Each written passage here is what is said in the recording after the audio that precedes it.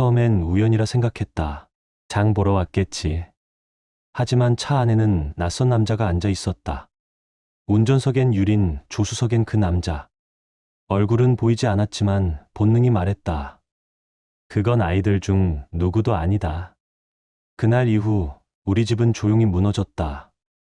나는 아무 말도 하지 않았다. 그녀도 아무 일 없던 사람처럼 웃었다. 그 침묵이 전쟁의 시작이었다. 몇 달 뒤, 소연의 생일날, 가족이 모인 자리에서 그녀는 잔을 들었다. 이렇게 가족이 함께 있으니까 참 좋네요. 그 목소리는 달콤했지만 칼날 같았다. 그녀는 그날 눈물로 자신을 포장했다. 용서받지 못한 아내가 아니라 가정을 지키려는 불쌍한 엄마로. 아이들은 혼란에 빠졌다. 그리고 그 혼란의 중심에 진실을 감춘 또 다른 사람이 있었다. 그날 밤 나는 알았다. 이건 단순한 배신이 아니다. 한 사람의 거짓이 가족 전체를 무너뜨린 이야기다. 그리고 그 무너짐의 끝에서 나는 싸우기로 했다. 감정이 아니라 법으로. 결말은 여러분의 예상을 완전히 뒤엎을지도 모릅니다. 여러분의 생각은 어떠셨나요? 댓글로 꼭 남겨주세요. 구독과 좋아요도 잊지 마시고 방탐정의 이중 파일과 함께 더 놀랍고 흥미로운 이야기 속으로 떠나봐요. 나는 지금 새벽 3시 멈춰진 거실에 혼자 앉아있다. 천장을 바라보며 생각한다. 어쩌다 모든 게 이렇게 무너졌을까? 한때는 이런 이야기를 세상에 꺼내는 사람들을 이해하지 못했다. 하지만 지금 나는 내 인생이 어떻게 부서졌는지를 직접 쓰고 있다. 나는 47, 아내 유리는 45, 결혼한 지 20해가 넘었다. 그 세월 동안 쌓은 믿음이 한순간에 산산이 깨졌다. 그녀는 우리 아이들과 나이 차이도 크지 않은 젊은 남자와 부정행위를 했다. 처음엔 화조차 나지 않았다. 그저 멍했다. 심장이 식은 사람처럼 감정이 따라오지 않았다. 분노보다 먼저 찾아온 건 공허함이었다. 하지만 이야기는 그날부터 시작된 게 아니다. 배신은 갑자기 오는 게 아니었다. 그 이전부터 이미 금이 가 있었다. 유린과 나는 대학 시절에 만났다. 나는 평범한 집안의 아들이었고 그녀는 강남의 부유한 집 딸이었다. 아버지는 건설사 회장, 어머니는 문화재단 이사장. 세상은 달랐지만 마음만은 같다고 믿었다. 그때 나는 사랑이면 충분하다고 생각했다. 처음 유린의 부모님을 만났을 때 그들의 눈빛은 차가웠다. 겉으로는 미소를 지었지만 그 속에는 냉정한 계산이 있었다. 앞으로 어떤 계획이 있나요? 그녀의 어머니가 묻던 그 말은 질문이 아니라 평가였다. 나는 불편했지만 견뎠다. 사랑이 있으면 충분하다고. 그땐 그렇게 믿었다. 결혼을 앞두고 그들의 거실에서 서류 한 장이 나왔다.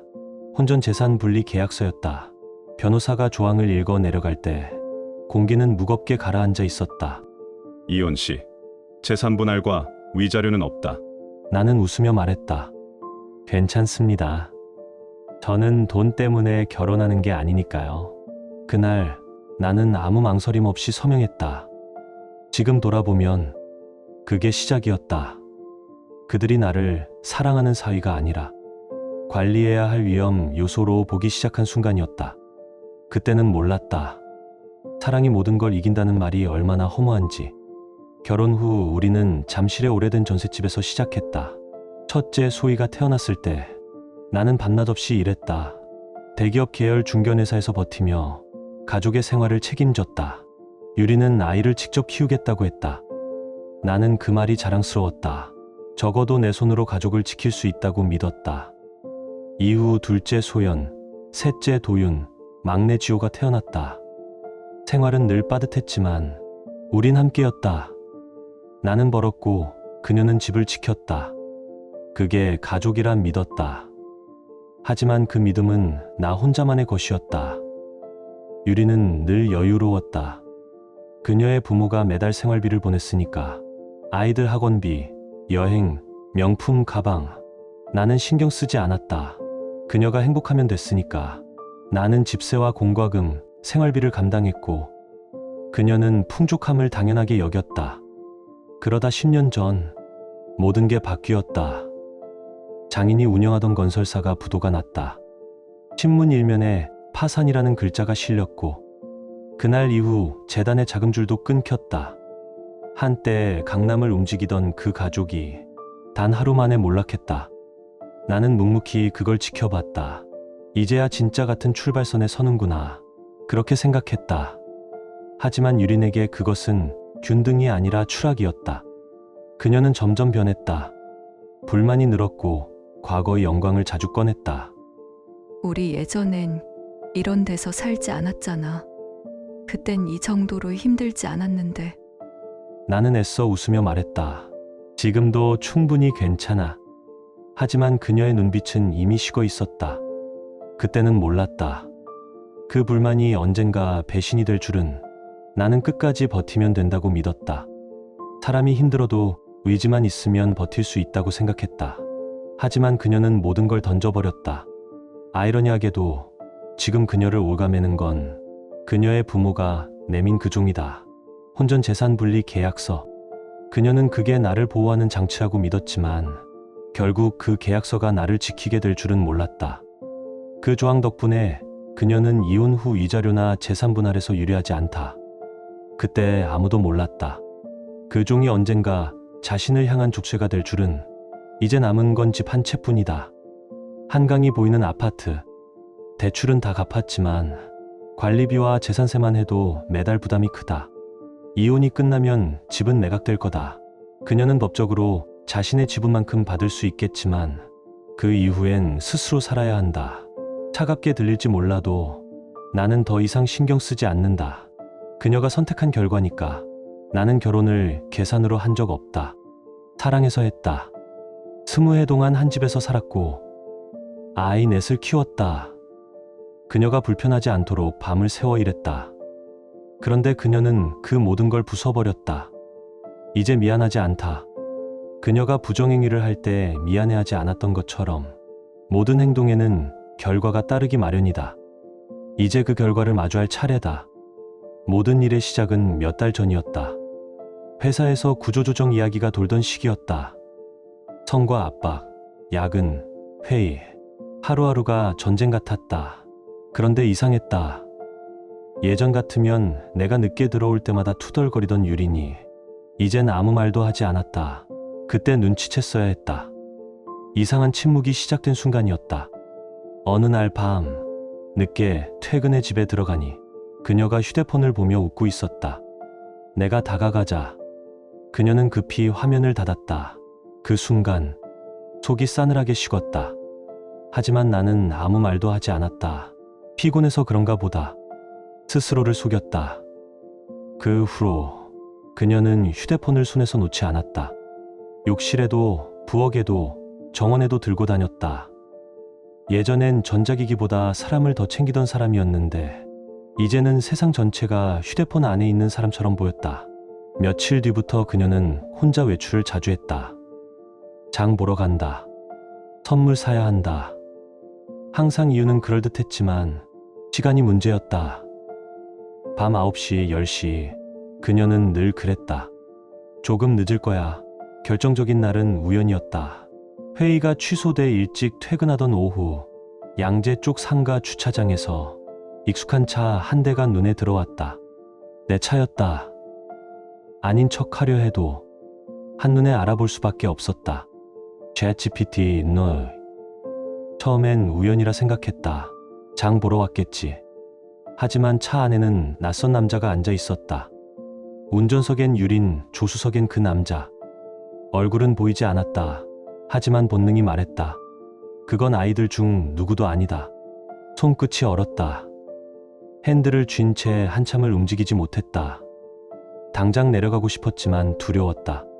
사실을 확인하는 순간 이제 아무것도 되돌릴 수 없을 것 같았다. 결국 나는 차를 돌렸다. 아무 말도 하지 못한 채 그대로 돌아섰다. 그날 밤 그녀의 미소가 낯설었다. 오늘 하루 어땠어? 그 한마디가 칼처럼 가슴을 베었다. 그때 나는 이미 알고 있었다. 모든 게 끝났다는 걸. 며칠 뒤 나는 결심했다.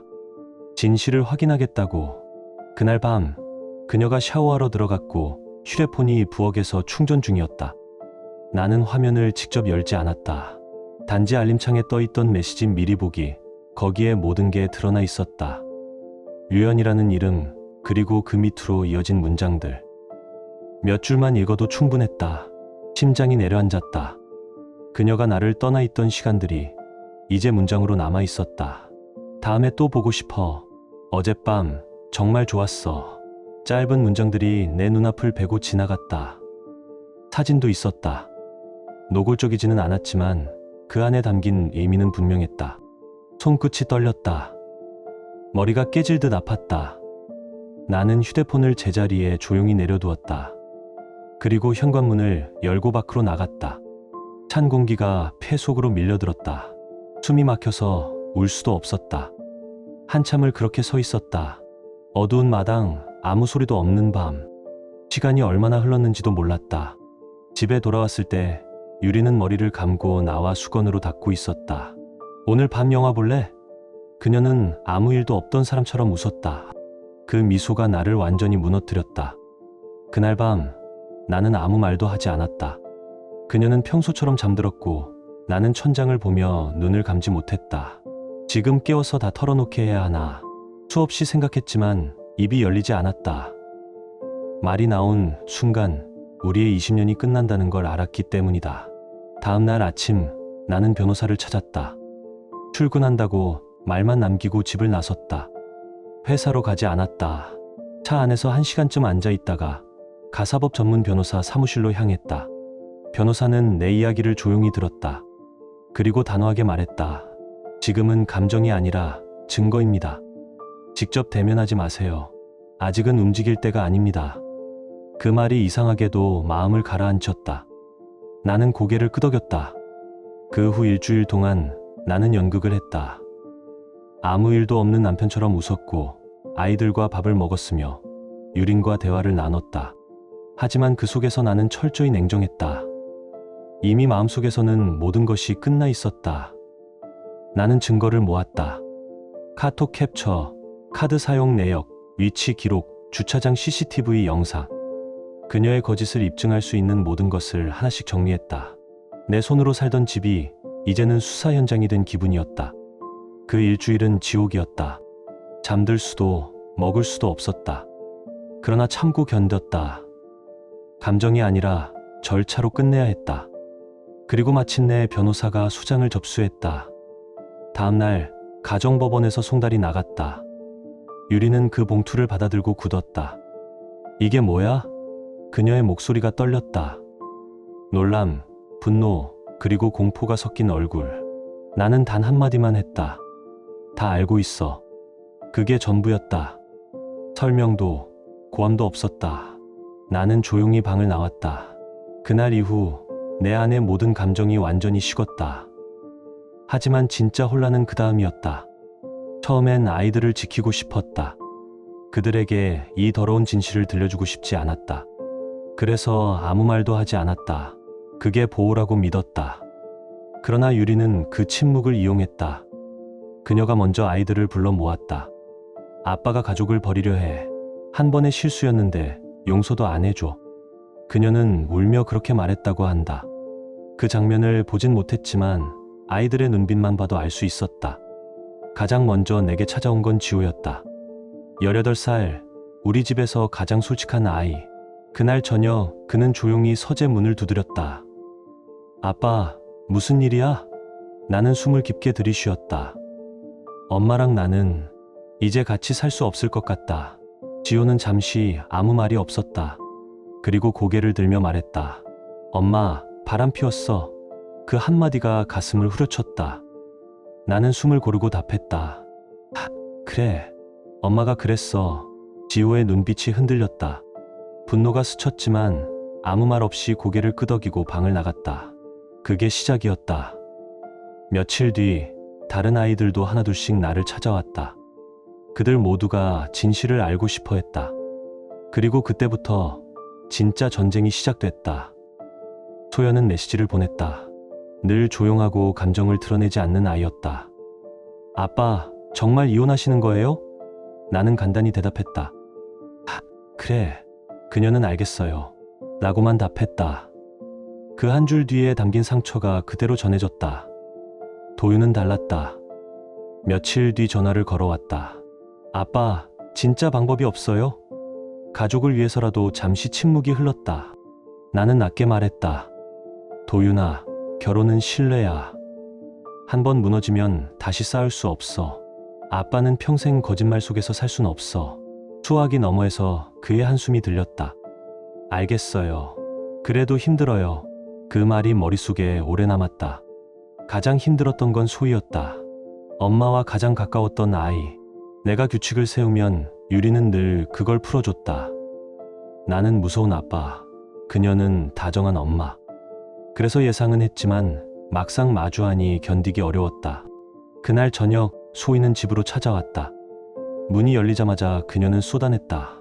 왜 엄마한테 이러는 거예요? 울먹이는 눈빛, 하지만 말투는 날카로웠다. 나는 의자를 끌어주며 말했다. 소희야, 엄마가 부정행위를 했어. 그건 실수가 아니라 선택이야. 그녀는 고개를 저었다. 엄마도 잘못한 거 알아요. 근데 진심으로 후회하고 있어요. 그 말을 들었을 때 가슴이 쿵 내려앉았다. 이건 후회로 끝나는 문제가 아니야. 깨진 그릇은 다시 붙여도 금이 남는 거야. 나는 더 이상 나를 존중하지 않는 사람과 살 순 없어. 소희는 눈을 치켜들며 말했다. 결국 아빠는 포기한 거네요. 가족보다 자존심이 더 중요해요? 그 순간 내 안에서 뭔가 무너졌다. 소리를 지르고 싶었다. 20회를 버린 건 나야. 가족을 망친 건 아빠가 아니라 엄마야. 하지만 참았다. 아이에게 또 다른 상처를 남기고 싶지 않았다. 소희야, 나는 낮게 말했다. 아빠는 널 사랑해. 하지만 이건 너랑 상관없는 문제야. 어른의 일은 어른이 감당해야 해. 그녀는 고개를 숙이고 울었다. 그리고 아무 말 없이 나갔다. 그 후로 몇 주 동안 소희의 전화는 늘 같은 내용이었다. 엄마 한 번만 용서해요. 우리 가족 다시 돌아갈 수 있잖아요. 그 말이 반복될수록 나는 더 확실히 알았다. 이미 돌이킬 수 없는 선을 넘어섰다는 걸. 그녀가 울 때마다 마음이 흔들렸지만 나는 알았다. 돌아갈 길은 없다는 걸. 그래서 결국 말했다. 소희야, 당분간은 연락 조금만 쉬자. 너도 마음 정리할 시간이 필요해. 전화를 끊고 한참 동안 가만히 앉아 있었다. 눈물이 나지 않았다. 그저 공허했다. 사랑했던 사람에게 배신당하고 이제는 아이들에게까지 의심받는 기분이었다. 그게 진짜 고통이었다. 그 후 집안의 공기는 더 조용해졌다. 아이들은 각자 거리를 두었다. 지호는 아예 엄마와 연락을 끊었다. 소연은 중립을 지키려 했었지만 그녀의 눈빛은 조용히 나를 지지하고 있었다. 도윤은 혼란스러워 보였다. 누구의 편도 들지 않고 그저 멀찍이서 상황을 지켜봤다. 그런데 유리는 그 틈마저 이용했다. 그녀는 소희의 감정을 내 쪽으로 돌리기 시작했다. 하루에도 몇 번씩 소희에게서 긴 메시지가 왔다. 엄마가 진심으로 후회하고 있어요. 다시 한 번만 기회를 주세요. 아빠가 너무 냉정한 것 같아요. 그 문장들, 단어 하나하나가 익숙했다. 그건 소희의 말투가 아니었다. 유린의 문장이었다. 그제야 확실히 깨달았다. 그녀는 가정을 지키려는 게 아니었다. 자신을 지키려는 거였다. 그녀는 이미 계약서의 함정을 알고 있었다. 혼전 재산 분리 계약서. 그 조항들이 지금 자신을 올가맬 줄은 몰랐겠지. 그래서 아이들을 이용하기 시작한 거다. 죄책감보다 생존이 우선이었다. 그 사실이 나를 가장 분노하게 했다. 가족을 방패로 삼은 사람. 그게 내가 사랑했던 아내의 진짜 얼굴이었다. 그 시기 나는 완벽하지 않았다. 아이들이 상처받는 걸 보면서도 아무것도 할 수 없었다. 소희가 울며 항의하고 유린이 그 뒤에서 실소를 지을 때마다 내 안에 무언가가 조금씩 부서져 갔다. 나는 가족을 잃고 있었다. 조각조각 손가락 사이로 흘러내리는 것처럼. 그리고 모든 게 폭발한 날이 왔다. 소연의 20번째 생일이었다. 작은 홈파티, 아이들만 모여 케이크를 자르고 치킨을 시켜 먹는 평범한 자리였다. 와인 한 병 정도 곁들인 아무 일 없는 날 같았다. 나는 미리 문자를 보냈다. 그날엔 이혼 얘기 꺼내지 말자. 오늘은 소연을 위한 날이니까. 하지만 답장은 없었다. 그게 이상했다. 파티 날 유리는 늘 그렇듯 마지막에 나타났다. 모두가 기다릴 때쯤 등장해 분위기를 휘어잡는 사람. 그날도 예외는 아니었다. 문이 열리고 그녀가 들어왔다. 그 뒤를 소희가 따랐다. 공기가 묘하게 바뀌었다. 억지로 웃었지만 웃음은 표정에만 머물렀다. 저녁 내내 대화는 끊기고 이어졌다. 아이들이 애써 농담을 던졌지만 식탁 위에는 무겁고 차가운 공기만 흘렀다. 유리는 억지로 자연스러운 척했고 소희는 거의 입을 열지 않았다. 언제나 시끄럽던 아이가 그날은 그림자처럼 앉아 있었다. 케이크를 꺼내 초를 붙였다. 소연이 조용히 소원을 빌었다. 불이 꺼지고 박수가 울렸다. 잠깐의 평화. 하지만 그건 오래가지 않았다. 케이크를 자르려던 찰나 유린이 잔을 들었다. 이렇게 가족이 다 같이 있으니까 좋네요. 그녀의 목소리는 달콤했다. 그러나 시선은 나를 향하고 있었다. 가끔은 서로 다른 점을 잊고 사랑하는 사람들을 위해 하나가 되어야 해요. 잔이 높이 들렸고 그녀의 입가엔 억지 미소가 걸려 있었다. 나는 움직이지 못했다. 피가 거꾸로 솟는 느낌이었다. 그녀가 지금 무얼 하는지 알았다. 그건 화해가 아니라 연극이었다. 그날의 저녁은 소연의 생일이 아니었다. 명백히 이혼을 흔들기 위한 무대였다. 유리는 가족을 말하면서 죄책감을 연출하고 있었다. 아이들 앞에서 용서받지 못한 아내가 아닌 가정을 위해 울고 있는 어머니로 보이길 원했다. 식탁 위 공기가 얼어붙었다. 소연은 고개를 숙였다. 눈앞의 케이크를 바라보며 아무 말도 하지 않았다. 그때 지호가 입을 열었다. 지금 진심이에요? 그의 목소리는 낮았지만 분노가 서려 있었다. 오늘 하루만이라도 참을 순 없어요? 유린이 억지 웃음을 지었다. 무슨 말이야. 그냥 가족끼리 모여서 좋잖아. 지호는 단호히 잘랐다. 좋긴요. 또 자기 얘기잖아요. 항상. 그 말이 끝나기도 전에 소희가 벌떡 일어났다. 엄마가 자기 얘기하는 게 뭐가 잘못이에요? 그녀의 눈에는 눈물이 맺혀 있었다. 엄마는 그래도 가족을 붙잡으려고 하잖아요. 아빠는요? 버리기만 하잖아요. 나는 머리를 움켜쥐었다. 그만해. 오늘은 그런 얘기하는 자리 아니야. 목소리가 떨렸지만 단호했다. 하지만 이미 너무 늦었다. 아, 제발 좀 그만해요. 포크 부딪히는 소리와 함께 소연이 벌떡 일어나 소리쳤다. 모두가 놀라 그녀를 바라봤다. 그 눈빛은 얼음처럼 차가웠다. 소희, 엄마 편드는 건 좋은데 내가 도운 거 다 알아. 순간 식탁 위의 시간이 멈췄다. 나는 숨이 멎은 듯했다. 뭐라고? 소연이 이를 악물며 말했다. 엄마 외도 내가 알고 있었잖아. 그리고 도와줬잖아. 모두의 시선이 소희에게 향했다. 그녀의 얼굴이 하얗게 질렸다. 입을 열지 못했다. 아무 말도 하지 않았다. 그 침묵이 모든 걸 말하고 있었다. 그때 나는 알았다. 소연이 거짓말을 하는 게 아니라는 걸. 유린이 급히 끼어들었다. 지금 이런 얘기할 때 아니야. 그녀의 목소리는 떨리고 있었다. 그러자 지호가 자리에서 벌떡 일어났다. 진짜 말이 돼요? 엄마가 그런 짓을 하고 소희 누나가 도왔다고요? 이제 와서 가족이라고요. 웃기지 마요. 도윤은 말을 잃고 그저 멍하니 식탁을 바라봤다. 소연은 울며 방을 뛰쳐나갔고 지호는 소희에게 소리쳤다. 누나, 진짜였어. 왜 그랬어? 소희는 울음을 터뜨렸다.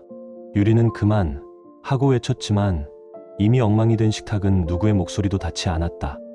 나는 더 이상 버틸 수 없었다. 조용히 자리에서 일어나 소희를 바라봤다. 이제 너랑은 당분간 얘기 못하겠다. 지금은 아무 말도 듣고 싶지 않아. 그녀는 고개를 숙인 채 울었다. 나는 그 모습을 외면하고 집 밖으로 걸어 나왔다.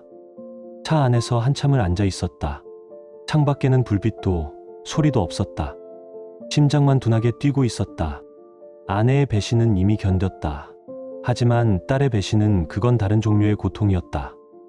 아이를 어깨에 태우고 걷던 날들, 밤새 숙제를 도와주던 시간, 그 모든 기억이 머리를 스쳤다. 그런데 그 아이가 그 모든 걸 알면서도 아무 말 하지 않았다는 걸, 오히려 도와줬다는 걸, 그건 내 아내의 마지막 믿음을 완전히 부쉈다. 그날 이후 모든 게 의심스러워졌다. 그녀가 했던 사랑해요 한마디, 내게 안겼던 포옹, 그 모든 순간이 거짓처럼 느껴졌다. 처음엔 믿지 않았다. 소연이 착각했길 바랐다. 무언가 오해가 있었기를 바랐다. 하지만 그날 소희의 표정이 떠올랐다. 하얗게 질린 얼굴, 말없이 떨리던 손, 그건 죄책감이었다. 부정하지 못한 침묵이 모든 걸 증명했다. 다음 날 나는 차를 몰고 나갔다. 목적지도 없이 서울 외곽을 빙빙 돌았다. 창문을 내리자 찬바람이 얼굴을 때렸다. 그래도 아무 감정도 들지 않았다. 그저 텅 빈 사람처럼 엔진 소리만 들릴 뿐이었다. 가는 곳마다 기억이 달라붙었다. 운전 연습을 하던 소희 옆자리, 가족과 소풍 갔던 한강공원, 아이스크림을 사 먹던 편의점. 도시 전체가 나를 조롱하는 기분이었다. 집에 돌아와 소희에게 문자를 쓰려 했다. 왜 그랬니? 넌 알면서 왜 아무 말 안 했니? 몇 번이고 썼다가 지웠다. 어떻게 그럴 수 있니라고 썼다가 너무 분노가 실려서 지우고 우리 얘기 좀 하자로 바꿨다가 그마저도 허무해서 지웠다. 결국 아무것도 보내지 않았다. 그날 하루 종일 나는 기억 속의 소희와 싸웠다. 그 아이는 내 안에서 여전히 웃고 있었다. 아빠, 나중에 나 결혼할 때 꼭 손잡아줘. 그렇게 말하던 목소리가 귓가에 맴돌았다. 그 순수한 아이가 어떻게 나를 속일 수 있었을까? 그 질문이 하루 종일 머릿속을 맴돌았다. 일터에서도 집중이 되지 않았다. 컴퓨터 화면 속 문장은 흐릿했고 마우스를 쥔 손이 떨렸다. 함께 일하던 후배가 물었다. 팀장님, 괜찮으세요? 나는 웃었다. 괜찮아. 하지만 그 말은 거짓이었다. 나는 괜찮지 않았다. 점심시간에 회사 근처 카페에 들렀다. 창가 자리에 앉아 커피를 마셨다. 그때마다 머릿속에는 한 장면이 반복됐다. 소희가 내게 등을 돌리던 그 순간, 그때 나는 분명 봤다. 그녀의 눈동자에 비친 건 죄책감이 아니라 두려움이었다. 아마도 자신이 감싸던 진실이 무너질까봐 두려웠겠지. 한때는 그 두려움을 감싸주던 사람이 나였다. 세상에 상처받지 않게 늘 앞에서 막아주던 사람. 그런데 지금은 내가 그 아이의 방패가 아니라 상대가 되어 있었다. 아이를 지키려다 결국 아이에게서 상처받는 게 부모의 운명일까? 퇴근길에 차를 몰며 한강을 지났다. 라디오에서는 익숙한 노래가 흘러나왔다. 시간은 모든 걸 씻어내 준대요. 그 가사가 웃기게 들렸다. 시간이 상처를 덮는 게 아니라 그냥 잊을 힘이 남지 않을 때까지 사람을 닳게 만드는 것 같았다. 집에 돌아오자 불이 꺼져 있었다. 조용한 거실에 앉아 한참 동안 아무 생각 없이 시계를 바라봤다. 벽시계의 초침 소리만 들렸다. 그 단조로운 소리가 이상하게 위로처럼 느껴졌다. 누군가의 말 한마디보다 그 단순한 흐름이 더 진실해 보였다. 밤이 깊자 서재로 들어가 서류함을 꺼냈다. 아이들 사진이 들어있는 봉투를 열었다. 소희가 초등학교 입학하던 날, 가방보다 몸이 더 작았던 그 모습이 사진 속에 있었다. 그때의 웃음이 아직도 내 마음을 찔렀다. 그 아이는 지금 어디 있을까? 나는 속으로 중얼거렸다. 같은 세상에 살고 있지만 이제는 서로 다른 언어로 살아가는 사람 같았다. 나는 펜을 꺼내 노트를 펼쳤다. 그리고 한 줄을 적었다. 언젠가 내가 이 노트를 읽게 되면 아빠의 마음을 알게 되겠지. 그 문장을 쓰자 손끝이 떨렸다. 누구에게 보이려 쓴 글이 아니었다. 그냥 나 자신에게 남기는 기록이었다. 그날 밤 처음으로 용서라는 단어를 떠올렸다. 하지만 그것은 따뜻한 용서가 아니었다. 그저 나 자신을 위해 내려놓아야 한다는 냉정한 선택이었다. 누군가를 용서한다는 건 그 사람을 위해서가 아니라 나 자신이 그 기억에 더 이상 묶이지 않기 위해 하는 일이라는 걸 깨달았다. 그 후로 나는 일찍 일어나 걷기 시작했다. 새벽 공기는 차가웠지만 머릿속이 맑아졌다. 지나가는 사람들의 얼굴엔 각자의 사연이 묻어 있었다. 누군가는 웃었고 누군가는 울 것처럼 보였다. 나는 그 속에서 문득 이런 생각을 했다. 우리 모두 각자의 방식으로 누군가에게 배신당하며 산다. 그걸 인정하는 순간 마음이 조금 편해졌다. 며칠 뒤 소연이 내게 와서 말했다. 아빠, 요즘 표정이 조금 달라졌어요. 어떻게? 이전보다 편해 보여요. 나는 웃었다. 그게 회복이라는 거야. 있는 게 아니라 다시 숨 쉬는 거지. 그날 밤 침대에 누워 천장을 바라봤다. 아직 상처는 남아 있었지만 이상하게도 그 상처 위로 바람이 스며들듯 평온했다. 사람은 결국 견디는 만큼 변한다는 걸 느꼈다. 소희가 다시 연락할지 모르겠다. 그날의 잘못을 인정할지도 아닐지도 모른다. 하지만 이제 그건 중요하지 않다. 나는 더 이상 답을 기다리지 않는다. 그녀가 오든 오지 않든 나는 내 자리에서 나의 삶을 살아갈 것이다. 도윤은 중간 어딘가에 있다. 그 아이답다. 늘 균형을 잡으려 애쓴다. 언젠가는 그가 내 마음을 이해하리라 믿는다. 나는 하루하루를 버티고 있다. 감정이 아니라 이성으로, 후회가 아니라 선택으로. 더 이상 누구에게도 휘둘리지 않는다. 이제부터는 나 자신을 위해 싸울 것이다. 지호는 여전히 엄마와 연락을 끊은 채다. 화가 나 있지만 그 안에는 나를 지켜보는 단단한 눈빛이 있다. 그 눈빛이 내게 남은 마지막 신뢰처럼 느껴졌다. 며칠 전엔 소연과 마주 앉아 이야기했다. 그날 용기 냈던 거 고맙다. 그녀는 눈시울이 붉어졌다. 전 그냥 진실을 알고 싶었어요. 나는 그 말을 듣고 처음으로 웃었다. 짧은 순간이었지만 마음 깊은 곳에서 무너졌던 무언가가 조금은 돌아온 기분이었다. 도윤은 여전히 거리를 두고 있다.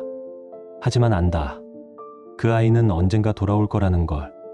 그건 시간이 해결할 일이다. 유린과는 이제 단 한마디도 하지 않는다. 모든 연락은 변호사를 통해서만 오간다. 그게 훨씬 낫다. 이제 더 이상 그녀의 목소리에 휘둘리고 싶지 않다. 며칠 전 변호사에게서 연락이 왔다. 법원이 조정을 권했지만 나는 거절했다. 이건 화해의 문제가 아닙니다. 책임의 문제입니다. 변호사는 고개를 끄덕였다. 이미 증거는 충분했고 결과는 예측 가능했다. 며칠 뒤 법정에서 우리는 마주했다. 그녀는 여전히 단정했고 억울하다는 표정이었다. 하지만 판사의 눈은 냉정했다. 피고의 부정행위는 명백합니다. 혼전 재산 분리 조항에 따라 위자료 청구는 기각합니다. 그 한마디가 끝이었고 모든 게 정리되었다. 유리는 고개를 숙였다. 그녀의 어깨가 작게 떨렸다. 하지만 내 안엔 아무 감정도 없었다. 슬픔도 분노도 연민도 아니었다. 그냥 끝이었다.